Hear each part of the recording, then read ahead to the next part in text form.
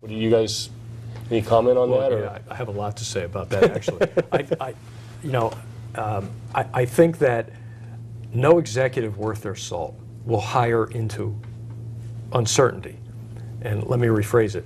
No executive worth their salt will make long-term decisions in a market where visibility is only short-term, right? So the more foggy the business landscape or the economic or the global landscape, the more short-term the decision-making gets, which plays perfectly into the hands of temporary workers. So I sort of expected, as uncertainty grew, the temp industry to start doing well because you start making real short-term decisions. So you make bets instead of, I'm going to hire an employee because I sort of have a 5-year vision that that employee can add value to the company, help me achieve my goals, I'll have a robust career for them. We can make that equation work on all sides. Now I'm not so sure. So I'll hire someone for 3 months, and then about 85 days into it, I'll make a decision whether I extend that for another month or 2 or 3, right? So you see that short-term behavior. I have a presentation that I've been doing for probably 12, 15 years now. There's one slide that I've never changed, which is, it says, if we continue to operate our organizations for the short term, if employees continue to consider their careers on 2 to 3 to 5 year increments, there's a lot of evidence that everyone at all levels, especially executives, are looking at career moves as 2 to 5 year horizons, right? If that's the case, aren't we simply running giant temp firms disguised as corporations? And that trend has been going on, I think, unabated. The only thing that stops that trend is economic downturn, which is a temporary condition, not a permanent feature of the marketplace. The third point I'd make on this is that whenever I go to an HR meeting, like a national SHRM convention, right? Sure. The temp firms have the most real estate on the convention floor and the nicest booths. I don't know if you've noticed that.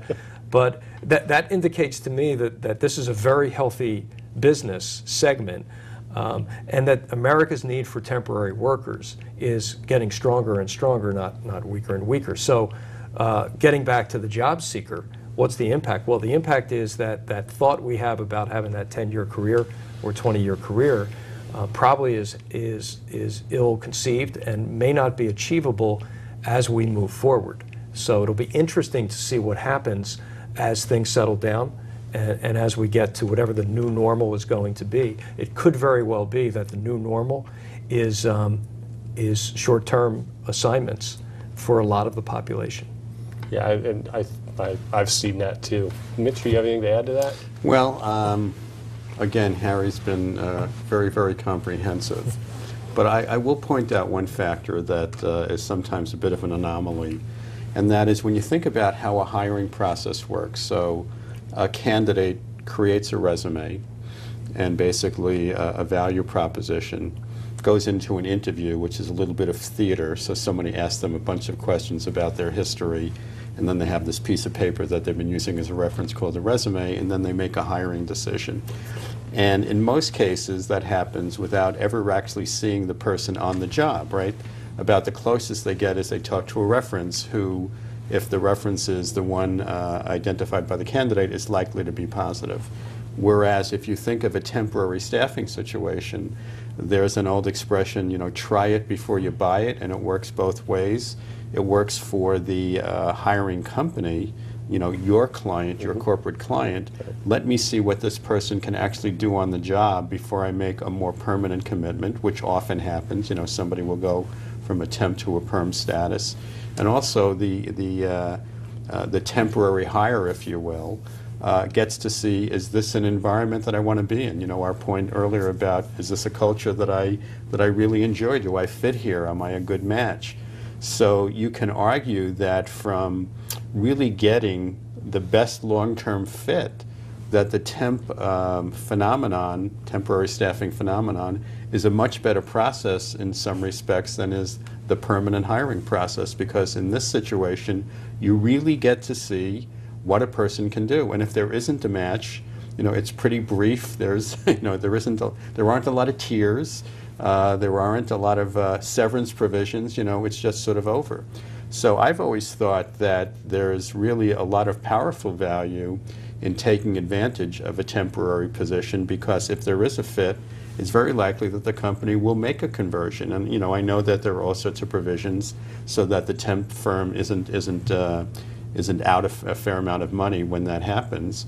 And I think in that case, the temp firm actually provides a really powerful service by creating a situation where you get to see someone on the job, really doing what they're supposed to be doing, which is often why, as you said, more currently, that even C-suite executives are temporary, for that very reason. Does Joe fit on the team? Is Tina the sort of person that we want working with our company?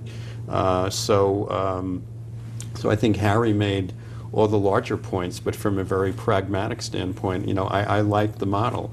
And so when we deal with clients, we are constantly trying to convince them this is really a way to go. And your pay will likely be about the same. Maybe your benefits will be a little curtailed, and it depends on the situation, and not always the case. Sure. And you get to really strut your stuff. You get to show them what you can do.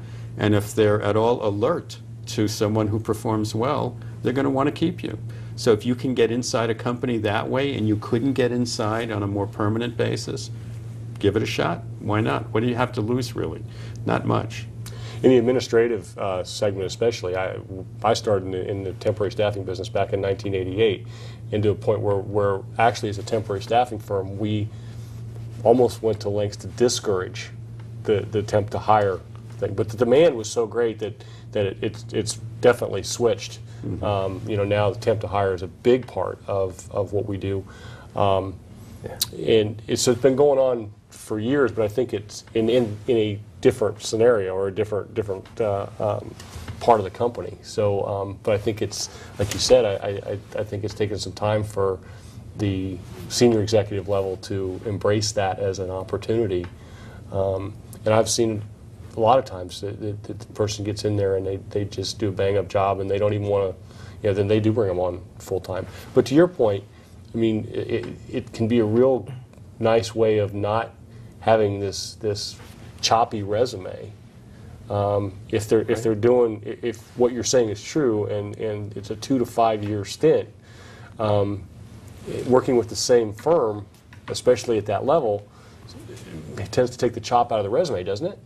Oh yeah, a little bit. I could go on Mitch's point further that that all jobs are temporary. Mm-hmm. So, and I think the allergic reaction that job seekers have to temporary roles is that they are in fact temporary, but the allergy comes from in their mental frame.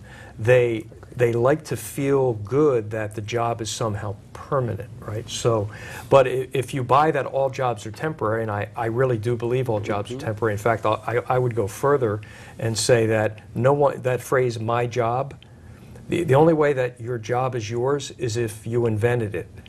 Meaning, if you're a farmer, then the job of farming your land is in fact yours because you own that job. But if you work at a corporation, the corporation owns the job. And if you leave of your own choosing, the corporation will replace you in that job because the job does not go with you, right? So this is true. All jobs are temporary, and if I can, as an individual, if I can work in the entire marketplace and make my career there as opposed to in one organization, by definition, that one organization has many more limits and fewer opportunities than the whole of the entire industry, by definition. There is some advantage to the job seeker. To Mitch's point, on the company side, there's tremendous advantage to being able to kind of handpick the workers that you want based on their actual performance for a period of time in your organization.